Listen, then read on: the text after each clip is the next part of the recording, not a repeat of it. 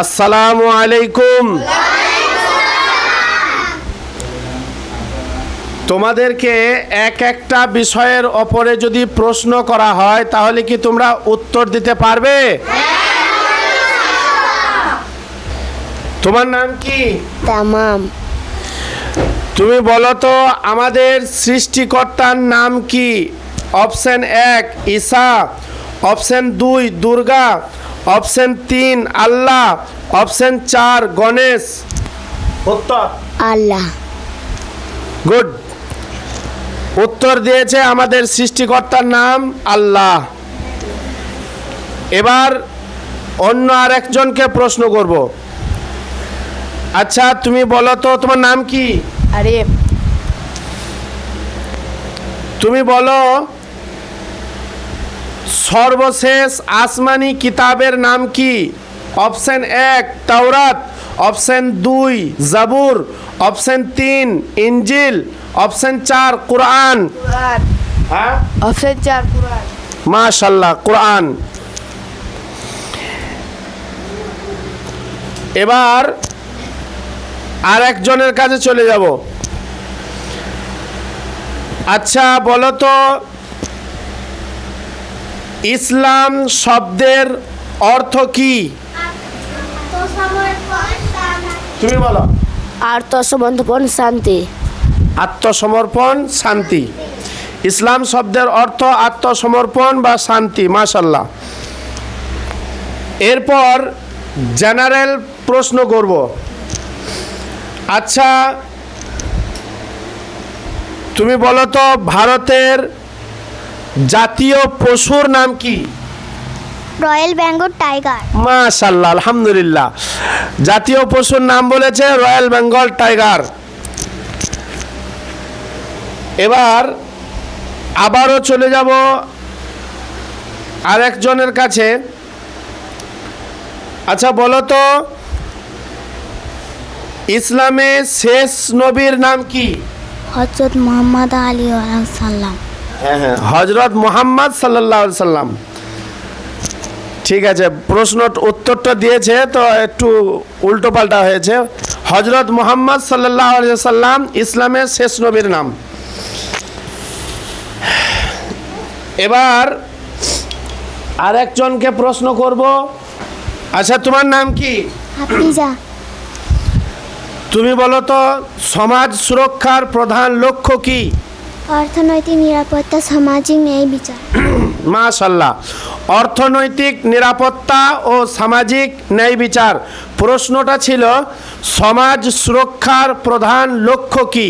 উত্তর দিয়েছে অর্থনৈতিক নিরাপত্তা, সামাজিক ন্যায় বিচার। মাশাআল্লাহ।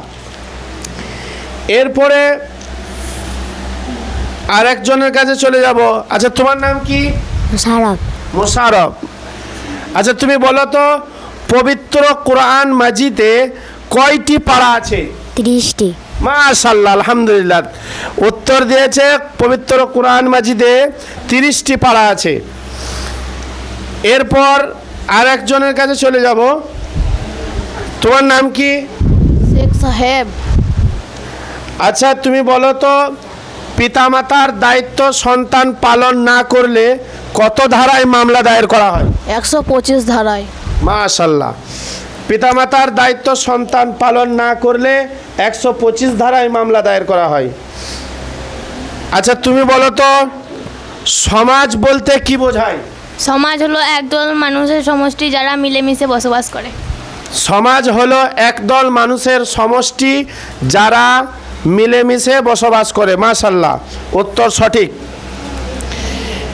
এরপর অন্য আরেকজনের কাছে চলে যাব।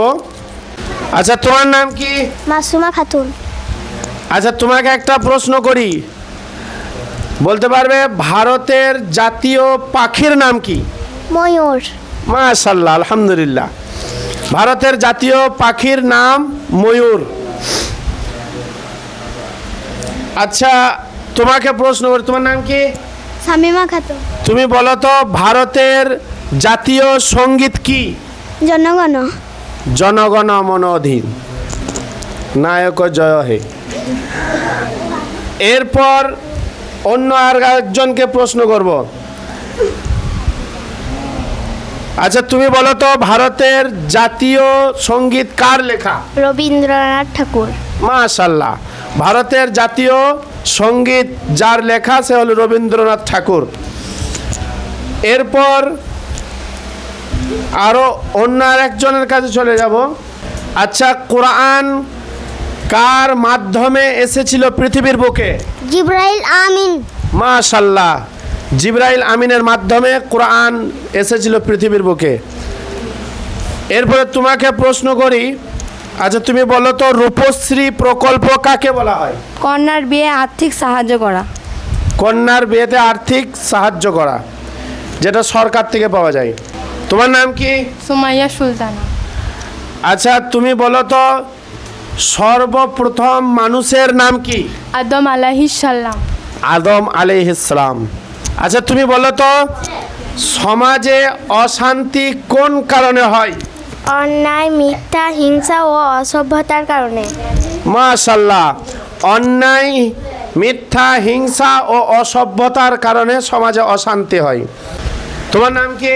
খায়রুন্নেসা খাতুন। খায়রুন্নেসা খাতুন। তুমি বলো তো ভারতের জাতীয় সবজির নাম কি? কুমড়ো। কুমড়ো। মাশাল্লাহ, আলহামদুলিল্লাহ। তোমার নাম কি? সোহানা খাতুন। সোহানা খাতুন। সোহানা খাতুন, তোমাকে একটা প্রশ্ন করি, বলতে পারবে? আচ্ছা তুমি বলো তো ভারতের জাতীয় সঙ্গীত সর্বপ্রথম কোথায় গাওয়া হয়েছিল? কলকাতা অধিবেশন। মাশাল্লাহ, আলহামদুলিল্লাহ। কলকাতা অধিবেশনে ভারতের জাতীয় সঙ্গীত সর্বপ্রথম কোথায় গাওয়া হয়েছিল প্রশ্ন ছিল, উত্তর দিয়েছে কলকাতা অধিবেশনে। আলহামদুলিল্লাহ। তুমি বলো তো ভারতের জাতীয় পশুর নাম কি? Royal Bengal tiger. মাশাল্লাহ, রয়্যাল বেঙ্গল টাইগার। আচ্ছা আমাদের সৃষ্টিকর্তার নাম কি? গণেশ, দুর্গা, ঈসা না আল্লাহ? আল্লাহ। মাশাল্লাহ, আল্লাহ। আচ্ছা তুমি বলো তো ভারতের জাতীয় সবজির নাম কি? কুমড়ো। কুমড়ো। বাহ, মাশাল্লাহ। আচ্ছা তুমি বলো তো ভারতের জাতীয় পাখির নাম কি? ময়ূর। ময়ূর। বাহ, মাশাল্লাহ, আলহামদুলিল্লাহ। কি? কামরুল। কামরুল। কামরুল, তুমি বলো তো কোরআন মাজিদে কয়টি পারা আছে? 30টি। 30টি। বাহ, সঠিক উত্তর। মাশাল্লাহ, আলহামদুলিল্লাহ, খুব সুন্দর চর্চা হচ্ছে। আচ্ছা তামান্না, তোমাকে একটা ধরি। আচ্ছা তুমি বলো তো ভারতের জাতীয় সঙ্গীত কার লেখা? রবীন্দ্রনাথ ঠাকুর। রবীন্দ্রনাথ ঠাকুর। মাশাল্লাহ, আলহামদুলিল্লাহ, খুব সুন্দর প্রশ্নের উত্তর সব দিয়েছে। তো তোমাদেরকে আরও চেষ্টা করতে হবে। হ্যাঁ, সকলের কাছে দোয়ার আবেদন রইল যাতে করে বাচ্চাদের স্মৃতি আল্লাহ আরও শক্তি বাড়িয়ে দেয়। এখানে কোরআন সহি শুদ্ধভাবে তিলাওয়াত করানো, মুখস্থ করানো, সমস্ত নামাজের দোয়া, এবং শুধু তাই নয়, জেনারেল দিক থেকে যাতে জ্ঞান বাড়ে এর জন্য বিভিন্ন ধরনের জ্ঞান নিয়ে চর্চা করা হয়, বিভিন্ন দিক থেকে আলোচনা করা হয়। সেগুলো আপনারা এই প্রশ্নের মাধ্যমে বুঝতে পারলেন যে এগুলো নিয়ে আমাদের আলোচনা করা হয়েছে, বাচ্চাদেরকে এগুলোকে নিয়ে বোঝানো হয়েছে, যার জন্য এক একজনকে এক এক প্রশ্ন করাতে এক একজন এক এক রকমের উত্তর দিতে পেরেছে। আল্লাহ সকলকেই ভালো রাখুক, সুস্থ রাখুক এবং স্মৃতিশক্তি বাড়িয়ে দিক। আল্লাহুম্মা আমিন। আসসালামু আলাইকুম।